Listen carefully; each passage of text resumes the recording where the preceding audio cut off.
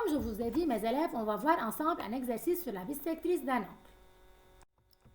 Si vous avez l'exercice suivant, trace une droite E et place sur la droite E 3 points A, B et C alignés dans cet ordre. Trace la demi-droite BX telle que l'angle CBX est 65 degrés. Calcule l'angle XBA. Trace la demi-droite BM bissectrice de l'angle CBX et calcule l'angle MBA. Dans un exercice pareil, on doit commencer étape par étape. Première étape, trace une droite U et place sur cette droite 3 points alignés A, B et C dans le même ordre.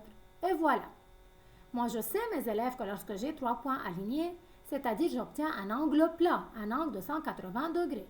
Donc, puisque A, B et C sont 3 points alignés, donc l'angle ABC, c'est de 180 degrés. Et il faut l'écrire.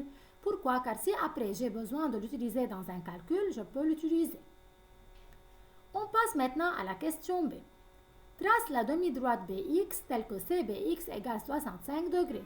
Je prends donc mon rapporteur, je place le centre sur le sommet B et le 0 aligné avec le point C, et puis je prends une mesure de 65 degrés pour tracer donc CBX de 65 degrés.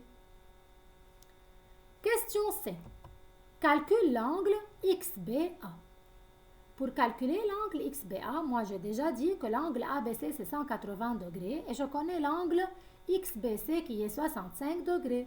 Donc pour calculer l'angle XBA, il suffit de faire alors ABC moins CBX, 180 degrés moins 65 degrés et j'obtiens ainsi 115 degrés.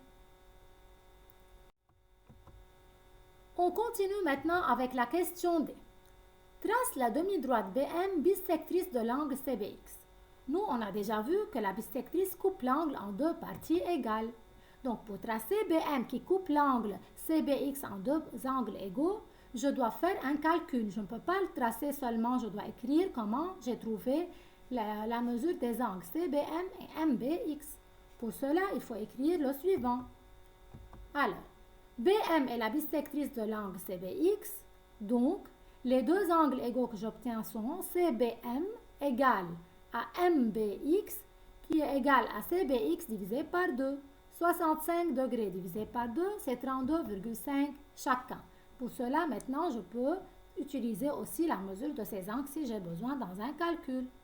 Donc, toujours, quand on trace une bissectrice, pour la tracer, alors on doit prendre la moitié de l'angle et faire la demi-droite, mais il faut écrire aussi le calcul. Donc, toujours, on écrit BM est la bissectrice de l'angle CBX, donc, deux points. On met les deux angles égaux, CBM égale MBX, égale à tout l'angle CBX divisé par 2. Et on trouve le calcul de chacun. Ensuite, calcule l'angle MBA. Pour calculer l'angle MBA, je remarque qu'il est formé de deux angles, MBX et XBA. Donc, il suffit de faire MBX plus XBA. 32,5 plus 115 et obtenir 147,5 degrés.